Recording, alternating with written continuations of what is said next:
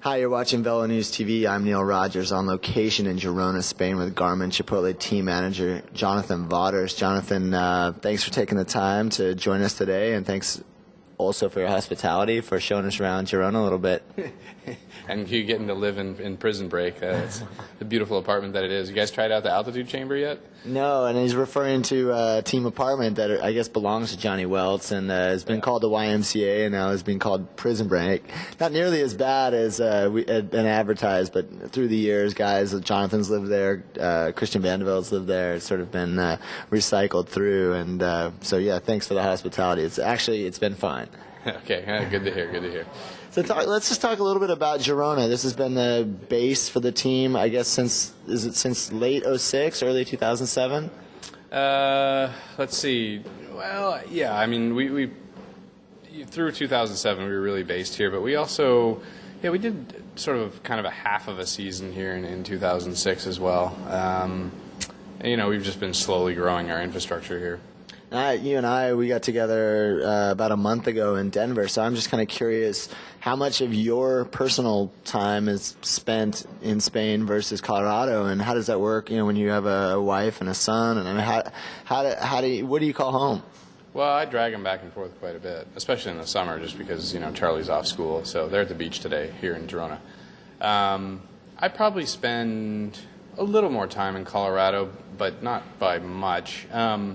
I mean, it really depends on the time of the year. It seems like Girona, I go in shifts, like one time in December to sort of make sure everything's coming along as far as getting ready for the season to start. And then once the season starts, I can kind of back off a little bit. And then 2 is back over for the start of the really big races and the push to the classics, so like Paris-Nice and going to Paris-Roubaix, and then I can go back home for a while. And then 3 is the big push up to the Tour de France. But, you have to remember, we're an American team, and our new sponsor Garmin is based out of Kansas City, and our older sponsor Chipotle is based out of Denver. So I have a lot of responsibility on that front as well. So it's back and forth a lot. I think the operational center of the team is here in Girona, but then sort of the finance sponsorship leg of the team is based in Boulder. So I'm kind of equally split. Yeah, it's a little late, but I want to congratulate you on landing that title sponsorship with Garmin and ask you about that in a bit. But, while we've been here and had a chance to actually see the service course, it's been pretty educational for me. The Velo News offices in Boulder are just across a parking lot from the team warehouse in Colorado. And we've been over there and actually wrote a story about it for our buyer's guide. And it's something to be seen. But when we had a chance to tour the service course here, I think it really sunk in as just what an operation it is to run a professional cycling team, and to see the way everything was organized. And I mean, what is the total number of staff for the entire program? It's got to be, what, 50, 60 people? Yeah, I mean, if you include riders, we're just a tidge over 60 people total. Yeah. It really kind of sank into me that running a professional cycling team is essentially running a business. I mean, you are running a business, and the product is exposure, and the product is results. And I think that until you've actually witnessed it firsthand, it maybe you don't quite realize everything that's involved. But to see the amount of product and the amount of people working, it's a full-time operation. I know you have several people. Louise is running the logistics here. I mean, you've got you delegate your responsibilities to different people all over in both Girona and the United States. Yeah, I mean, it's been a process for me. I obviously went from as late as 2006 running the team very, hands-on, and very much that I was involved in every little detail. And, I was the one signing the contracts. I was the one faxing the contracts. I mean, it was very hands-on, and it was, there were really 2 of us that were doing the administrative side of it. It was just Beth, Sliga, and myself. And now we've moved into, where we have a really, really, really big infrastructure, and I'm not involved in a lot of things. I mean, I didn't even go to the Giro d'Italia this year at all, not one day. I would have liked to, but my job was more, paving the way to make sure that everything was ready for the Giro d'Italia, to make sure that we got an invitation to the Giro d'Italia. So I can't be involved in every little detail anymore, which has been hard, because I feel like, you're sort of watching your kid grow up.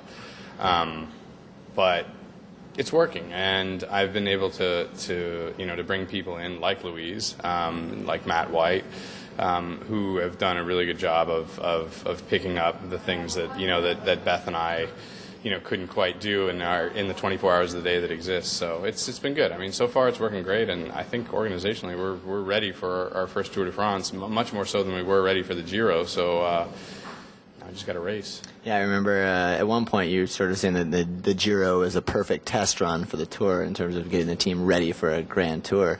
But on that note, going back to the team presentation back in November in Boulder, we talked a bit about what your goals were for 2008, and it seems like every goal that you've had for the team has either been met or exceeded. I remember you talking about securing an invite to the Giro. Did that. Securing an invite to the Tour. You've done that. The team's taken overall podiums at the Tour of California, the Tour of Georgia. Maybe a pleasant surprise with Martin Mascant at the Paris-Roubaix with the 4th place. Then unfortunately you weren't there, and perhaps the team's most shining achievement was the stage win at the Giro and a day in the Maglia Rosa. Just most recently, the team won the Route du Sud. I mean, what's left? You guys landed the title sponsor. What's left for the team at this point? I mean, sorry, 2008 goals. I mean, obviously 2009 and beyond, but what's left on your sort of list of accomplishments? Have you crossed everything off and then a little more? Well, I mean, obviously, I think the big thing that's left is the Tour de France. To get a stage win there, or to get the yellow jersey for a few days, or both. I think that's the big goal. And then we also, I think we've got a pretty solid wild card in Trent Lowe as far as a wild card for the white jersey as well. Best young rider. Yeah, best young rider. So I think to really to confirm that everything we've done is that we are of that standard, we need to have a good Tour de France. Now, obviously it's the biggest race in the world, and we're a new team and an experienced team, so we're not going to win the Tour de France. But I think to go in and to really show that our riders are some of the best in the world, and we're up front racing every day. We're in the breakaways. Maybe we win a stage, maybe we don't, maybe we get the yellow jersey, maybe we don't, but we're one of the teams in the action for a lot of the race. I think we need to do that to show our place. When we hit the mountains, then, we'll see. Then it's up to Trent and Christian to either do it or don't. But I think we got some big surprises in the Tour, and I think in particular, and you heard it here first, I think Danny Pate will exceed a lot of people's expectations in the Tour de France. All right. Well, on that note, we're going to take a short break and tune into the second part of this interview where we're going to ask Jonathan rider by rider to sort of break down the team. He kind of just began there, but just go through the guys and what he's expecting to see. And so come right back and watch part 2.